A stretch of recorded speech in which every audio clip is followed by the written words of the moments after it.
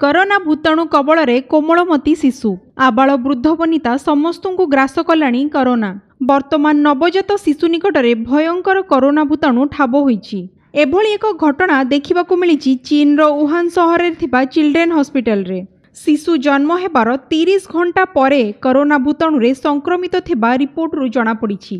सद्य रिपोर्ट अनुसार नवजात शिशुटी को करोना भूताणु माँ गर्भधारण करने पूर्वरु किंबा जन्म परे संक्रमित होईछि ताहा एजाबत स्पष्ट होई पारि नाही। तेबे नवजात शिशुर माँ को रिपोर्ट पॉजिटिव थिबा बेले तांको शिशु को एही संक्रमण होइथिबा डाक्तरी टीम संदेह करिसेंती। करोना भूताणु सारा विश्व रे एपर्यंत 27,000 रु अधिक लोकंकु ग्रास करिछि। अन्यपटे भारतर केरल करोना आक्रांत रे 3 जन को चिन्हट करा जाइछि। बुधवार केरल रे करोना भाइरस रे आक्रांत संदिग्धक संख्या 153 थिबा बेले सेमानक मध्यरु 16 जन को हॉस्पिटल रे भर्ती करा जाइछि। ए संपर्क रे सूचना दैछंती केरलर स्वास्थ्य मंत्री के शैलजा।